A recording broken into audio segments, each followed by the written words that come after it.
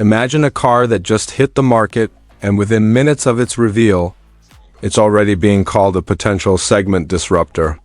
Whether it's the shocking performance numbers, the unexpected luxury features, or a price that undercuts its biggest rivals, this new model is making waves for all the right reasons. But is it truly as groundbreaking as the hype suggests? Or is there something the brochures aren't telling you? And more importantly, how does it stack up against the cars it's aiming to dethrone? Let's break it down and find out. Asterisk. The car we're looking at today isn't just another model being added to a crowded lineup. It's a major move from a brand that's been quietly refining its identity for years. Built for drivers who want modern tech real-world practicality and a premium feel without going deep into luxury pricing. This new release is aimed squarely at one of the most competitive segments in the US market. Asterisk. From the first glance, you can see what the brand is trying to pull off. A sleek, sharpened design, a more confident stance, and a cabin that immediately feels more upscale than anything they've done before. And if you've been following the brand's evolution, you'll notice they're taking some bold steps this time, especially when it comes to performance and features. But the big question is whether all these improvements actually put it ahead of its closest rivals, or simply help it catch up. In just a moment, we'll dive into the design, the tech, and the driving experience to see if this new model truly earns the hype, or if there are still some surprises waiting under the surface. Asterisk. From the moment you walk up to this car, it's clear the designers were aiming for something more than just a routine update. The front end has been completely reshaped with sharper lines, a wider stance, and lighting elements that feel far more upscale than what you'd normally expect in this segment. The daytime running lights create a clean signature look, and depending on the trim, you'll even get a more aggressive grille pattern that instantly separates it from its rivals. It's the kind of design that turns heads without trying too hard, modern, classy, and unmistakably confident. Asterisk. Step inside and the upgrades continue. The interior is where you really feel the brand stretching beyond its comfort zone. Soft touch materials cover most of the surfaces, the stitching is noticeably more refined, and the cabin layout has been simplified to feel more premium without sacrificing practicality.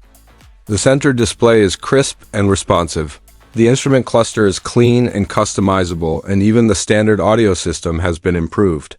Small touches, like redesigned vents, better ambient lighting, and increased storage space, show that the brand studied what buyers actually want day to day.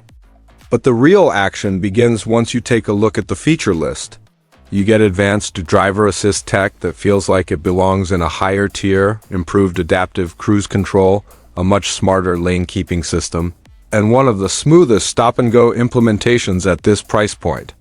There's wireless connectivity, fast-charging USB ports, and, depending on the configuration, a head-up display that projects navigation directly onto the windshield. None of this is revolutionary on its own, but the way it's all packaged together makes the car feel like a solid step ahead of last year's model. Asterisk. Performance-wise, the numbers tell a compelling story. The engine options have been refined for better efficiency and stronger low-end power, making daily driving smoother and more responsive. If you're coming from an older model, you'll immediately feel the difference in acceleration and noise levels. The cabin is noticeably quieter, and the suspension does a better job soaking up bumps without feeling mushy. There's a clear sense of maturity in the way this car drives. It's not trying to be sporty just for the sake of marketing. It's aiming for balanced, confident performance that fits real-world conditions. Asterisk. Of course, it's not perfect. In certain trims, you may notice the transmission hesitating under sudden throttle, and some drivers might find that the steering lacks a bit of feedback at higher speeds. The infotainment system, while improved, still has moments where it feels like it could be more intuitive.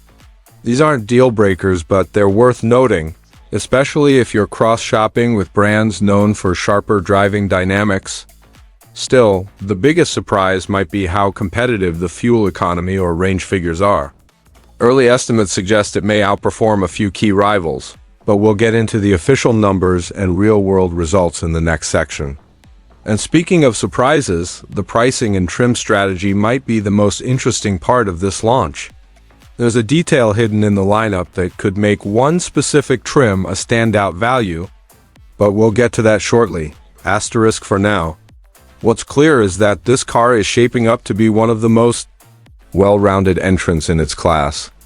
And the real question is whether its strengths are enough to offset the quirks and push it past its toughest competitors. That's exactly what we'll break down next, asterisk. And this is where everything comes together, because the moment you take this car out into the real world, all the numbers, claims, and flashy features finally get put to the test. The first thing you notice is how confidently it settles onto the road. The acceleration feels sharper than expected, almost as if the powertrain has been hiding a reserve of energy just waiting to be unleashed. Merging onto the highway is surprisingly effortless, and the mid-speed pull has more punch than the spec sheet hinted at. It's the kind of response that immediately shifts your expectations in a good way. But the biggest surprise comes when you push it through a set of corners. Instead of the typical body roll you'd expect in this segment, the chassis stays planted, composed, and far more athletic than its competitors in the same price range.